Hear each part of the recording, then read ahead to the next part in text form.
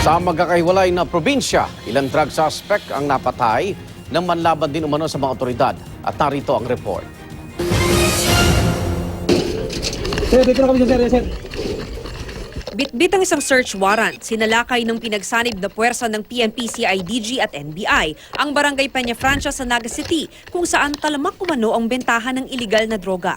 Pagpasok pa lang sa makikipot na eskinita, agad nadakip ang ilang lalaking pinaniniwala ang umi-score ng droga sa lugar.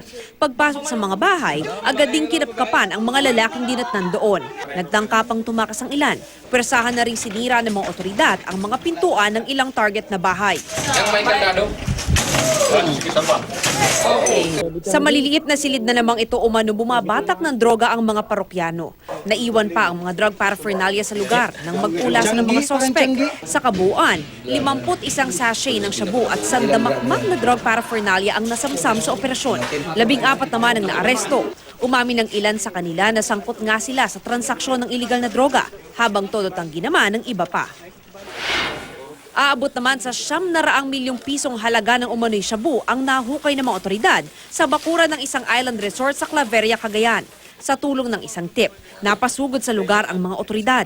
7 itim na bag at isang cooler na naglalaman ng shabu ang tumambad sa kanilang paghuhukay. Wala namang naabutang tao sa resort ang mga pulis. Patuloy ang investigasyon sa mga posibleng sangkot sa natagpuang droga. Patay naman ang 2 lalaki matapos pagbabarilin sa Iligan City. Kwento ng live-in partner ng biktima na si Leo Abatanyo, hating gabi ng pagbabarilin si Abatanyo at isang alias Rios ng 2 lalaki. Bago ang pamamaril, nagpakilala pa raw na taga-PIDEA ang dalawa.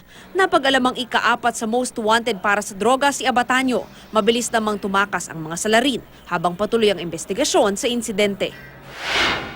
2 itinuturong drug pusher naman ang napatay matapos umanong manlaban sa mga pulis sa Kalawan, Laguna. Nang magpalitan ng droga, sumenyas daw ang nagpanggap na buyer sa mga operatiba, pero nakatunog daw ang mga sospek at bumunot ng baril. Pinaiimbestigahan ng SOCO ang nangyari. Para sa unang balita, Mav Gonzalez reporting.